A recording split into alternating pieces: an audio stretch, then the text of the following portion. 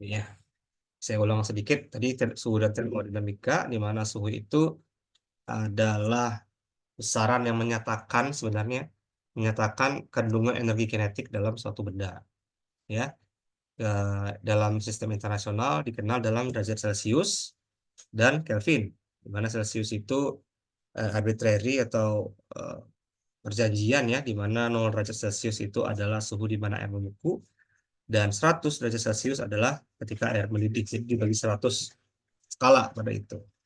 Sedangkan kalau suhu mutlak adalah Kelvin, di mana 0 Kelvin adalah suhu paling dingin sejagat raya. Itu ada sama dengan suhu minus 273 derajat Celcius. Otomatis kalau air membeku karena 0 derajat Celcius berarti 273 Kelvin, dan air mendidih berarti 100 tambah 273 berarti 373 Kelvin. Nah, dalam wujud zat ya, wujud zat itu bentuknya, nama lainnya fasa ya, fasa zat itu ada 4 yang terkenal. Yang pertama wujud zat padat ya. Padat itu solid, padatan itu partikel-partikelnya tersusun rapi dan rapat. Misalnya kayak logam ya, logam, besi, baja, aluminium, emas ya, tembaga. Itu semua atom-atom penyusunnya tersusun rapi dan membentuk kristal. Nah, pengertian kristal itu sendiri adalah em, susunan susunan atom atau molekul atau ion pada penyusun padatan yang memiliki pola dan berulang. Jadi dia ada polanya kayak batik aja. Kalau kayak batik kan ada polanya kan yang berulang. Nah, kira-kira seperti itu. Jadi kalau dia berulang berarti bisa disebut kristal. Tapi kalau eh, susunannya tidak berulang, cuma ada pola tertentu tapi tidak tidak ada berulangannya, berarti dia bukan kristal. Oke. Kemudian kalau zat cair ini adalah partikel yang renggang satu sama lain ya. Misalnya kayak air, minyak, ya. Nah, itu masih ada gaya tarik-menarik di antara partikel penyusunnya. Sementara kalau gas, ini adalah partikel-partikel yang saling menjauh dan akan mengisi wadahnya. Ya. Jadi, kalau ada eh, gas helium misalnya ditempatkan dalam hmm, tabung yang kecil, tabung 1 liter misalnya, gas helium yang muat, ditempatkan di tabung yang lebih kecil lagi, yang 500 mili, dia masih muat gitu. Kenapa? Karena dia dapat dikompresi. Maksudnya dia bisa ditekan, dimampatkan gitu. Itu adalah ciri khas gas. Beda dengan cairan. Jadi kalau kita punya eh, apa, satu botol air, nah botol air yang 1 liter kan, terus kemudian 1 liter itu dituang semua ke botol yang 600 mili gitu. Botol minum yang biasa gitu 600 mili pasti tidak akan muat gitu. Kalau dipaksa tekan tuh nggak bisa. Tapi kalau gas bisa ditekan gitu. Ya, jadi dia bisa ditekan karena jarak antar partikelnya cukup jauh. Dia akan saling menjauh. Gimana kalau diletakkan di balon? Jadi gas kalau diletakkan ke balon, balon kan bisa mengembang kan? Berarti dia akan mengikuti tekanan udara, tekanan atmosfer gitu. Karena si balon itu wadahnya tidak tetap, bisa berubah-ubah kan. Tapi kalau yang tabung yang dari logam itu dia tidak akan berubah. Jadi mau dimasukkan berapa banyak pun gas dia muat, kecuali udah sampai kapasitas kekuatan bahannya gitu ya. Nah, sementara kalau plasma, nah ini mungkin udah mengenal ya di semester lalu. Plasma, plasma itu adalah eh, partikel-partikel gas yang telah kehilangan elektronnya. Jadi dalam atom ya, materi-materi ini tersusun dari atom. Atom itu bagian luarnya adalah elektron. Jadi kalau ada elektron yang pergi lompat ya elektronnya, nanti itu akan terbentuk ion. Ya, ya ada ion positif, ada elektron yang negatif. Kalau udah seperti itu gasnya, berarti disebut sebagai plasma. Nah, plasma ini kita sering manfaatkan untuk metal cutting ya, pemotongan logam yang ada di lab kita. Dan juga ada plasma arc welding. Nah, ini kita belum punya sih. Kita punyanya baru yang plasma cutting saja. Nah, ini adalah 4 wujud zat ya yang dikenal sampai saat ini. Nah, hubungannya apa dengan suhu? Jadi kalau kita naikkan suhunya, artinya kita berikan energi kinetik ke zat tersebut gitu. Jadi kalau padat, misalnya baja yang padat, kita tambahkan panas ke situ ya, akhirnya kan dia suhunya meningkat. Lama-kelamaan dia menjadi cair. Nah itulah ya konsep yang dipakai di welding gitu. Jadi kalau kita ingin menyatukan bilah logam ya padatannya itu, mau kita satukan, otomatis kita buat dia jadi cair dulu gitu ya. Sama kayak kita mau nyampurin air sama sirup kan. Jadi air sama sirup sama-sama cair, digabung jadi larutan gitu. Nah, kira-kira sama kalau untuk logam. Jadi logamnya dicairkan dulu. Dicairkan, kemudian menyatu. Terbentuklah yang namanya larutan padat atau nama lainnya adalah solid solution, larutan padat.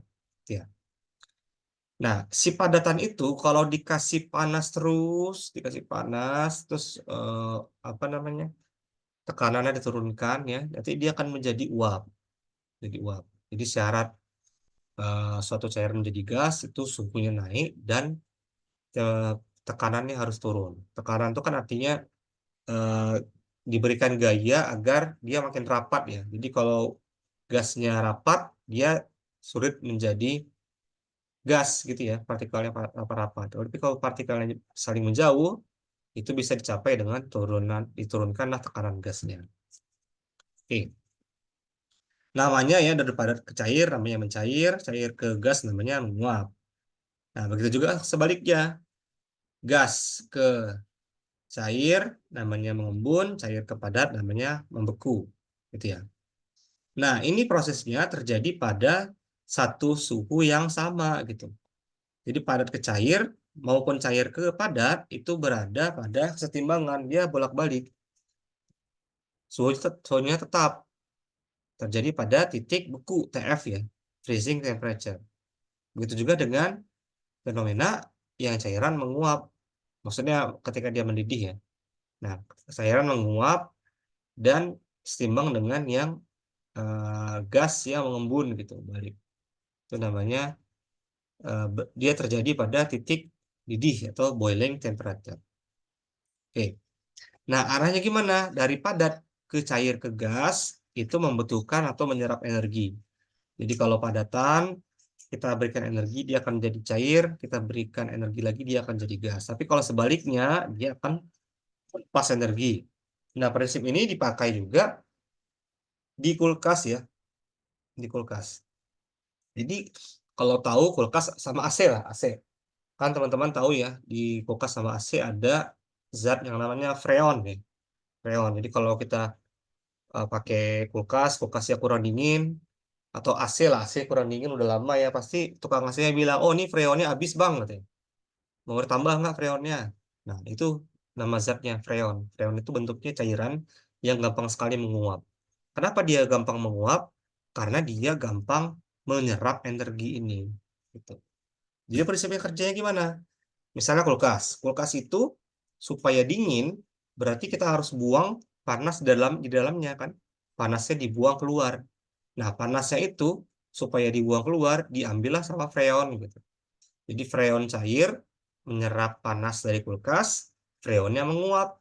Nah, ketika jadi uap, kita kasih kompresor ya. Dia lewat kompresor dikompres lagi si freonnya itu yang padat tadi menjadi cair lagi. Nah, jadi cair lagi, setelah cair dia mengambil panas lagi dalam kulkas sehingga makin kelamaan eh, energi panas, suhu yang di dalam kulkas itu makin lama makin turun gitu. Nah, prinsipnya sama dengan yang ada di AC. Ya, di AC. AC itu kan ada dua kan ya, AC split yang rumahan ya. Jadi ada yang dalam, ada kompresornya yang di luar kan. Nah, yang panas pasti yang di luar tuh. Di luar panas. Kenapa? Karena freonnya membuang panas ke udara gitu. Sama juga dengan kulkas kan. Di sekitar kan panas kan. Gara-gara panas dari dalam ditarik ke freon, freonnya itu membuang panas ke luar gitu lewat kompresor. Nah, itu kira-kira ya. Kayak kenapa bisa menjadi dingin si alat-alat itu dan kenapa sekitarnya malah panas kan? Gara-gara ada freon. Prinsipnya ini aja. Kalau dia cair, si freon itu cair, dia akan menyerap energi, akan jadi gas. Nah, energi dari dalam kulkasnya keluar sehingga jadi dingin. Kemudian dia setelah dia jadi gas, ya, dengan bantuan freon, dengan bantuan kompresor, nanti gas ini akan menjadi cair lagi dengan melepas energi ke lingkungan, gitu, ke sekitarnya. Nah, kemudian ini spesifik untuk welding, perlu untuk diketahui ya. Ada sifat yang namanya pemuaian.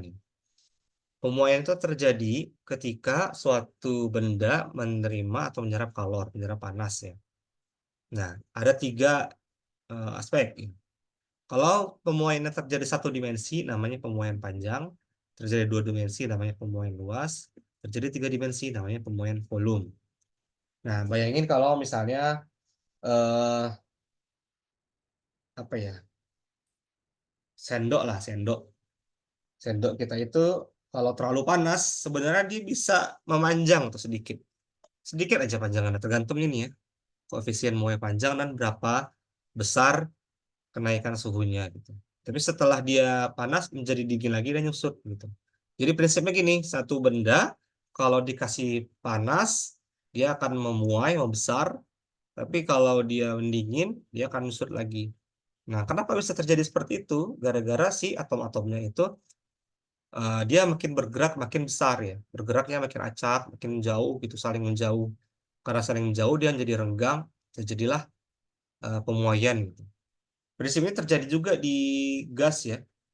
Nah, kalau gas dia akan makin mengembang gitu. Itu juga kalau ada cair menjadi gas atau padat menjadi cair menjadi gas, kan intinya dia dikasih energi, dia makin lama makin mengembang gitu. Nah, misalnya pemuaian panjang, delta L itu selisih pertambahan panjangnya sama dengan L0 itu panjang mula-mula dikali alfa. Alfa itu koefisien muai panjangnya yang ini ya, dikali delta T. Delta T itu berapa eh, selisih suhunya. Misalnya kalau mula-mula 30 derajat dipanaskan jadi 500 misalnya. Berarti ada selisih 500 kurang 30 atau 470 derajat Celcius gitu. Atau 470 Kelvin sama aja. Jadi selisih antara Celcius dengan Kelvin sama aja selisihnya. Nah, kalau kita lihat di sini ya, semakin besar koefisien muai panjang, artinya si logam tersebut paling mudah untuk memanjang gitu, memuai. Nah, walaupun di sini ada yang bukan logam ya, kaca ini kan tidak, bukan ini ya, bukan logam. Nah, kalau kita lihat dari sini yang paling besar koefisien muai panjangnya adalah aluminium nih, 0,0000025. Itu yang paling besar. Oh, sorry, seng yang paling besar ya. Beda sedikit sama aluminium. Seng itu paling besar. Jadi dia eh, menyerap panas paling banyak gitu. Kalau yang lain dia nggak banyak menyerap panasnya. Atau kalaupun menyerap panas, tidak semuanya langsung jadi pemuaian gitu. Misalnya kayak platina, ini sedikit kan pemuaiannya. Jadi dia menyerap, tapi dia tidak gampang untuk memuai. Nah, perhatikan di sini yang unik itu adalah kaca Pyrex. Nah, kaca Pyrex ini spesifik untuk peralatan kimia ya, chemical apparatus. Jadi kalau orang-orang yang kimia itu pasti familiar sekali dengan kaca Pyrex karena itu gampang dipakai untuk dibakar ya. Kalau kita ada mereaksikan suatu zat itu pakai membakar spiritus atau bunsen gitu ya, langsung di kaca Pyrex itu nggak apa-apa gitu, karena dia nggak gampang pecah. Nah, kalau ada yang mau dipakai untuk gelas minum kopi itu boleh tuh, tapi asal yang baru ya. Nah, itu aman untuk dikasih air panas gitu. Dia tidak gampang pecah. Kalau itu kalau panjang satu dimensi. Kalau pemain luas tuh dua dimensi, panjang dengan lebarnya gitu ya. Jadi A-nya ini area atau luas mula-mula. Kalau volume tentu tiga dimensi, panjang, lebar, tinggi. Nah, misalnya ada batangan baja, ini mau di preheat misalnya ya, preheat sebelum di welding gitu. Panjangnya 15 cm, dipanaskan dari suhu 35 derajat Celcius hingga 200 derajat Celcius. Nah, ketika dipanaskan hingga 200, nah saat suhunya 200 berapa panjangnya? Kalau koefisien muai panjangnya adalah 0,00011 meter per derajat Celcius. Nah, ini saya ngambil dari ini ya. 0,00011 meter per derajat Celcius. Oke, jadi koefisien buaya panjang ini karena batangan baja itu dalam sentimeter, kita ubah aja batangan baja ini dalam meter. Ya, jadi koefisien buaya panjangnya, sorry, kalau ini dalam sentimeter, ini sentimeter, diameternya diubah jadi sentimeter. Ini 0,00000011 itu sama dengan 0,0011 cm per derajat Celcius. Nah, kemudian delta L itu adalah L0 dikali alfa dikali delta T. Sesuai dengan rumusnya tadi ya. Nah, delta L-nya 15 cm ya. 15 cm dikali 0,11 yang ini ya, hasil apa namanya, konversi satuan. delta delta T-nya adalah selisih antara 200 dengan 35, 170, sorry, 165 ya. 15 dikali 0,0011 dikali 165. Nah, dapatnya 2,7225 cm. Berarti panjang bajanya saat suhunya itu masih 200 itu adalah 15 tambah 2,7225 atau 17,72 cm. Tapi kalau dia udah dingin lagi jadi 15 itu cenderung sama ya, jadi sorry, kalau dia udah dingin jadi 35 lagi, 35 derajat Celcius pasti cenderung menjadi 15 cm lagi gitu.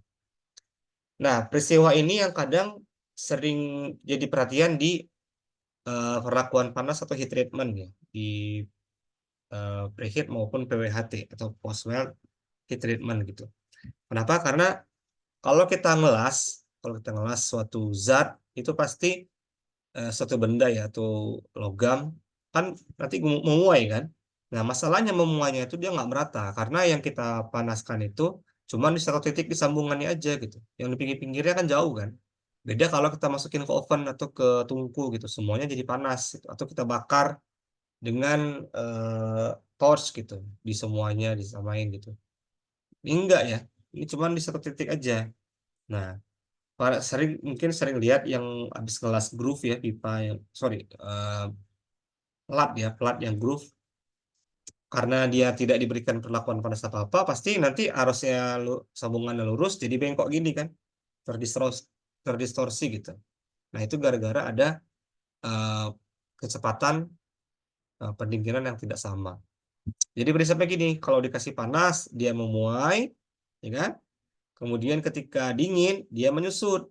Nah, nyusutnya itu lagi dia nggak lurus tapi nyusutnya bengkok gini, gara-gara yang tengah terlalu cepat menyusut dibandingkan yang belakang gitu. Jadi dia akan narik ke tengah seperti itu ya. Nah, makanya kalau untuk beberapa project itu perlu preheat, dipanaskan dulu sebelum dilas gitu, supaya untuk mencegah distorsi tadi. Nah, kalau untuk gas itu ya ini mungkin sedikit tentang gas-gas yang ada di dalam tabung yang kita pakai, baik shielding gas ya ataupun fuel gas. Gas itu akan selalu menempati wadahnya. Wadahnya bentuknya seperti apa, volumenya berapapun, dia akan menempati wadah tersebut. Nah, tergantung dengan kekuatan bahannya tadi ya. Nah, si gas itu punya beberapa sifat ya atau beberapa besaran. Yang pertama volume. Volume gas itu sama dengan dimensi wadah yang ditempati gas tersebut. Jadi kalau dia menempatin gas melon LPG gas 3 kilo yang melon itu ya, berarti ya segitu volumenya, sih apa lagi berapa berapa liter gitu. Ya anggaplah misalnya eh, 100 liter misalnya ya, saya juga nggak apa. Misalnya segitu. Ya udah, berarti si gas itu mau berapapun banyaknya, volumenya segitu. Pak, instruksi Pak. Ya, silakan.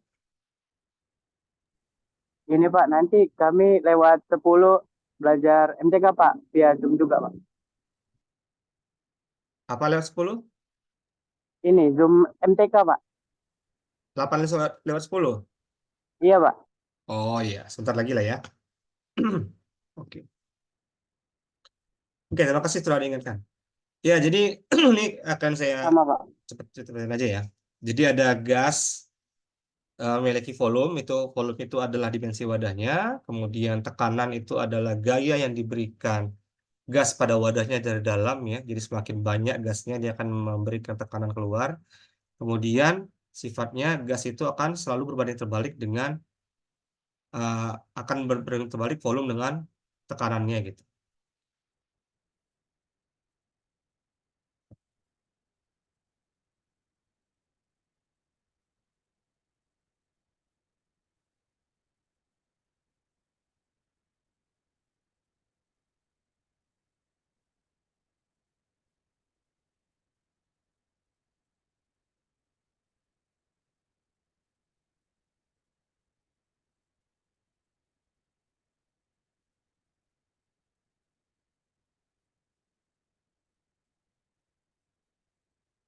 Oke.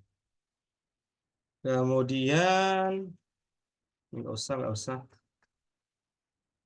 Nah, ini gas asetilen. Nggak usah dulu. Nah, yang tadi yang saya bilang kalau gas itu memiliki energi kinetik ya, berdasarkan suhunya, ini mengikuti tetapkan Stefan Boltzmann ya, konstanta Boltzmann yaitu 1,38 kali 10 pangkat min 23. Nah, ini saya skip aja lah. Terus silakan dibaca aja ya. Oke. Ya, sayang sekali ya karena memang waktunya terbatas dan jadi kita nggak bisa mulai jam 7 karena apa? Karena habis buka puasa. Jadi mungkin kita sampai di sini dulu. Ini saya diamankan dulu ya.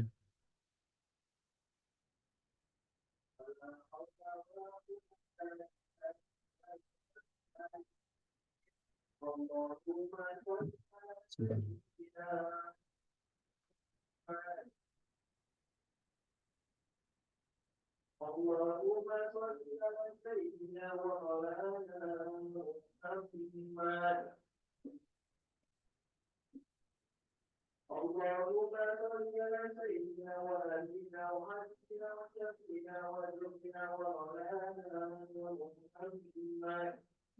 Oke, ya paling itu aja dulu ya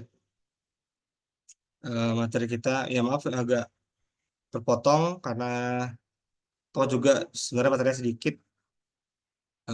Paling nanti saya berikan bahan bacaan aja supaya bisa jadi ini ya, jadi bahan belajar tambahan. Nah, sebelum saya tutup, sebelum lanjut ke perkuliahan yang lain, ada yang ingin bertanya dulu? Nggak ada, kalau nggak ada kita tutup ya. Ini sudah saya absen. Silakan melanjutkan kegiatannya ya. Yang kerja, silakan kerja dulu ya, jangan nge-zoom takutnya nanti ditegur ditegur atasannya karena gak enak nanti ya. Terus kalau apa namanya? Kalau yang kuliah matematika nanti silakan dilanjutkan. Nah, minggu depan kita akan infokan lagi mengenai perkuliahan. Demikian saya tutup dulu untuk hari ini. Selamat malam. Assalamualaikum warahmatullahi wabarakatuh. Waalaikumsalam. Waalaikumsalam warahmatullahi wabarakatuh. Makasih Pak.